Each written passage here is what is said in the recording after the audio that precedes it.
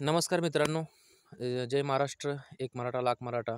मी आपल्या सर्वांना एक मेसेज देऊ इच्छितो. त्यासाठी हा व्हिडिओ बनवत आहे. तरी सर्वांना माझी एक विनंती, नम्र विनंती आहे, की आपण कायदा सुव्यवस्था बिघडेल असं कोणतंही कृत्य करू नका.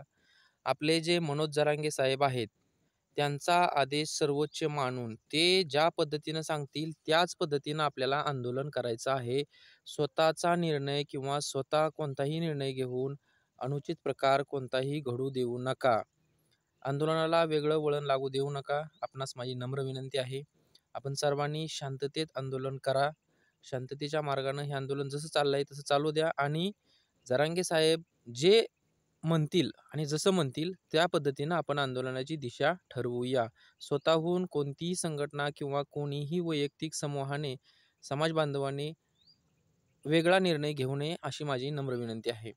आणि दुसरी गोष्ट सांगायचं म्हणजे आता सध्या जी परिस्थिती आहे, की आरक्षणासंदर्भात शासकीय स्तरावर जे काही हालचाली चाललेल्या आहेत, त्याबद्दल मी तुम्हाला थोड्या गोष्टी सांगतो. आणि मला खास करून देवेंद्र फडणवीस साहेब, आपल्या राज्याचे उपमुख्यमंत्री यांना काही गोष्टी सांगायच्या आहेत. आपण सर्वांनी हा व्हिडिओ त्यांच्यापर्यंत पोहोचवावा अशी माझी आपणा सर्वांना बांधवांना विनंती आहे. तरी देवेंद्र फडणवीस साहेब, आपण महाराष्ट्रातील राजकारणाला खूप जवळून ओळखता आणि आपण अशी कितीतरी आंदोलनं पाहिलेली आहेत आणि ती योग्य पद्धतीनं सोडवलेली आहेत आणि त्याच्यावरती मार्ग काढलेला आहे, तोडगा काढलेला आहे. परंतु सध्याच्या परिस्थितीमध्ये आपण केवळ आज आपलं मी स्टेटमेंट ऐकलं, की आपण सांगताय, की जे आंदोलन करताय ते किंवा ज्यांनी काही बीडमध्ये काय गोष्टी घडल्या त्याच्यावरती आपण कठोर कारवाई करणार. पोलीस प्रशासनाला आपण आदेश देत आहात, की कठोरात कठोर कारवाई करा. कारवाई करून हा प्रश्न सुटणार आहे का? तर आपणास नम्र विनंती आहे, की आपण ह्या जातीनं लक्ष घालून याच्यावरती कसा तोडगा काढता येईल, याच्यासाठी प्रयत्न करा ना. आपण पोलीस बलाचा किंवा प्रशासनाचा कायद्याचा धाक दाखवून हे आंदोलन थांबवू शकत नाही, मिटवू शकत नाही. हे आपणालाही माहीत आहे. आपण कायद्याचे खूप मोठे जाणकार आहात. पंडित आहात म्हटलं तरी काही वावगं ठरणार नाही. आपल्याकडे वकिली पदवी आहे, आम्हालाही माहिती आहे. परंतु आपण बळाचा वापर करून हे आंदोलन थांबवू शकत नाही, हे आपणालाही माहिती आहे. तरी आपण याच्यावरती सामंजस्याने, सामोपचाराने, वैचारिक पद्धतीनं कसा तोडगा काढता येईल, आपण अशी कितीतरी आंदोलन हाताळलेली आहेत आणि मिटवलेली आहेत. तर सन्माननीय जरांगे पाटील यांच्यासोबत आपण योग्य ती चर्चा करून योग्य त्या मार्गाने हा आंदोलन हे थांबवलं पाहिजे आणि हे आपणासही माहीत आहे. परंतु आपण आज परिस्थिती जर बघितली, तर आपण हात वरती करत आहात, की माझ्याकडे काही नाही, शिंदे साहेब निर्णय घेतील. तर शिंदे साहेब निर्णय घेणार आहेत, आपणही निर्णय घेणार आहे. पण याच्यावरती तोडगा काढा. आपण अनुभवी आहात. आपणास हात जोडून माझी विनंती आहे आणि तमाम महाराष्ट्रातील माझ्या मराठा बांधवाच्या वतीनं मी आपणास विनंती करतो साहेब, की आपण याच्यावरती लवकर तोडगा काढा. भावना खूप तीव्र आहेत. लोकांनी खूप प्रतीक्षा केलेली आहे. आपण निर्णय घ्याल, आपण काहीतरी समाज बांधवाला न्याय द्याल, यासाठी आम्ही खूप प्रतीक्षा केलेली आहे. पण शासनाने आमच्यासाठी आजपर्यंत निर्णय न घेतल्यामुळे ही परिस्थिती आलेली आहे. आणि जरांगे पाटील यांच्या मार्गदर्शनाखाली अतिशय शांत पद्धतीने हे आंदोलन चाललं होतं. उपोषण आहे, पण त्यावरती आपण कोणतीही कारवाई किंवा याच्यामध्ये तोडगा काढण्यासाठी प्रयत्न करत नाही आहात. त्यासाठी हे आंदोलन एवढं उग्र होत आहे आणि हे पेटत आहे. याचा आपण विचार करावा अशी आपणास माझी विनंती आहे. आणि दुसरी गोष्ट, आज बऱ्याच नेते मंडळी असं स्टेटमेंट दिलंय, की कायदा व्यवस्था सुव्यवस्थित राखण्यासाठी पोलीस प्रशासनानं कठोर कारवाई करावी किंवा कठोर पावले उचलावीत. तर मी आपणास विनंती करतो, की आपल्यावर जेव्हा आमदारांच्या घरावर किंवा इतर ठिकाणी त्यांच्याच वक्तव्यामुळे त्यांच्यावर हमला करण्यात आला. त्याच्यामुळं आज त्यांच्यामध्ये भीतीचं वातावरण आहे.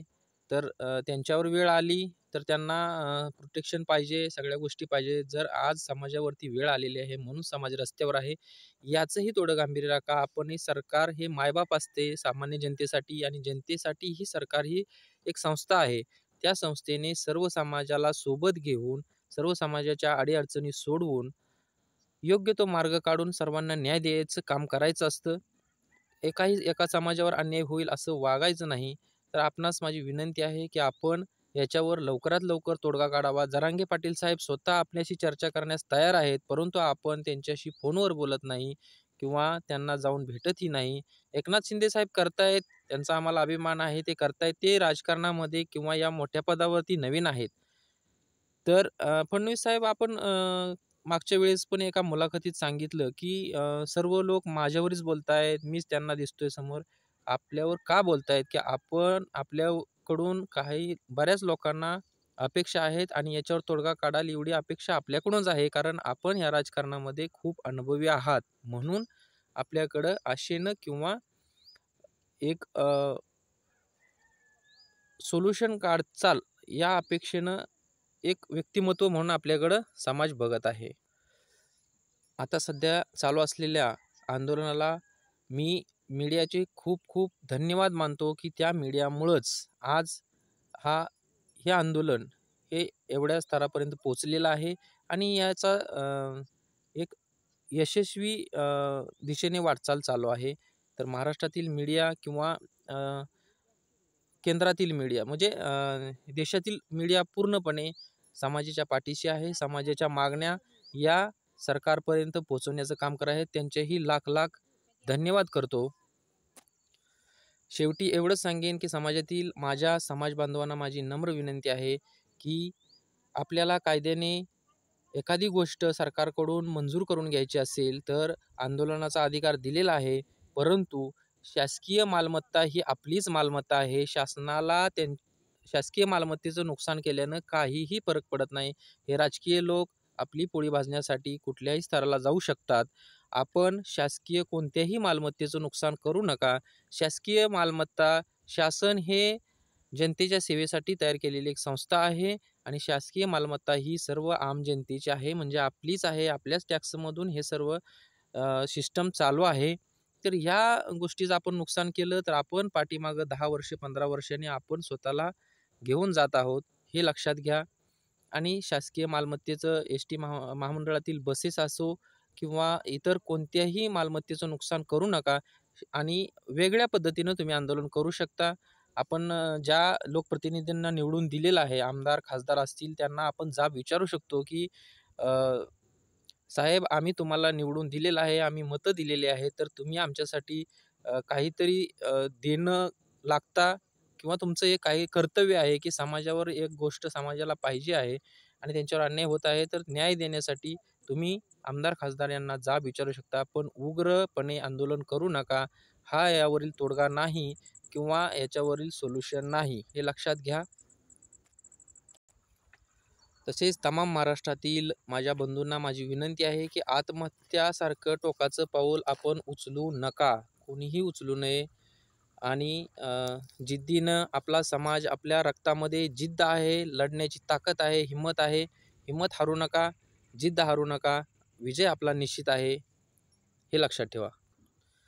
शेवटी एवढं सांगेन, की महाराष्ट्र शासन हे मराठा समाजाला आरक्षण देण्यासाठी कटिबद्ध आहे. ते स्वतःहून सांगत आहेत. परंतु ही परिस्थिती, ही सिच्युएशन हँडल करण्यात ते अपयशी ठरलेले आहेत. कारण शासन म्हणून त्यांनी जे काही स्टेटमेंट द्यायला पाहिजे किंवा ज्या पद्धतीनं हालचाली करायला पाहिजे, त्या पद्धतीने ते हालचाली करत नाही. ते फक्त एवढंच सांगतायत, की पाठीमागच्या सरकारने सुप्रीम कोर्टात आपली बाजू आरक्षणासंदर्भात योग्य मांडली नाही, म्हणून ते आरक्षण डिसमिस करण्यात आलं. तर आपण आता सध्या त्या आरक्षणावरती योग्य पद्धतीने बाजू मांडून आपण तुम्हाला आरक्षण मिळवून देऊ.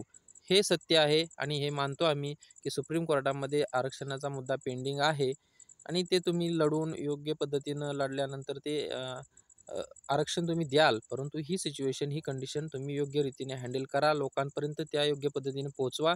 लोकांना जनजागृती करा आणि जरांगे पाटील साहेब यांच्याशी मध्यस्थी करूनच तुम्ही हा प्रॉब्लेम सॉल्व्ह करू शकता.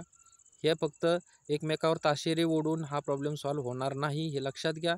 महाराष्ट्रातील तमाम लोकांमध्ये सध्या उद्रेकाची भावना आहे. तर ही परिस्थिती आपण शांततेनं सॉल्व्ह करावी, ही आपणास विनंती. शेवटी सर्वांना माझी हात जोडून विनंती, माझ्या समाज बांधवांना हात जोडून विनंती आहे, की आपण कोणतंही टोकाचं पाऊल उचलू नका. जरांगे पाटील यांच्या आदेशानेच सर्व निर्णय घ्या. वैयक्तिक स्वतः कोणत्याही प्रकारचा उद्रेक करू नका. शासकीय मालमत्तेचं नुकसान करू नका.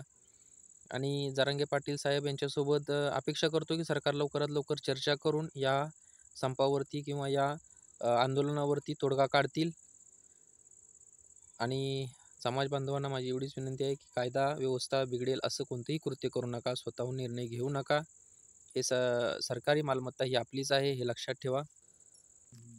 आणि सरकारला मी शेवटी एवढंच सांगेन की नथिंग इज इम्पॉसिबल. अशक्य असं काहीच नाही. आपण लवकरात लवकर निर्णय घ्या. सर्व गोष्टी होऊ शकतात. आणि समाज बांधवांसाठी एवढं सांगेन की everything is achievable through hard work. आपण कठीण परिश्रम करू, कठीण मेहनत घेऊया आणि आपल्या हक्काचं जे आहे ते आपण मिळवूनच राहूया. फक्त संयम बाळगा आणि दिशा बदलू देऊ नका. जरांगे पाटील यांच्या पाठीमागे राहा. ते ज्या पद्धतीनं आपल्याला सांगतील त्या पद्धतीनंच आपण गोष्टी करायच्या आहेत. स्वतःहून निर्णय घेऊन कुठलीही गोष्ट करू नका. आणि शेवटीही मी एवढंच सांगेन की जरांगे पाटील साहेब हे आपले सर्वस्व आहेत. त्यांच्या पाठीमागे राहूनच आपण काम करायचे. ते हिंसा करा किंवा उग्रपणा आंदोलनाला येईल अशा गोष्टी करू नका. हे सतत वारंवार सांगत आहेत की हिंसक वळण लागू देऊ नका आपल्या आंदोलनाला. आणि त्यांच्या म्हणण्यानुसारच आपण वागूया आणि तसंच आंदोलन करूया. जय हिंद, जय महाराष्ट्र.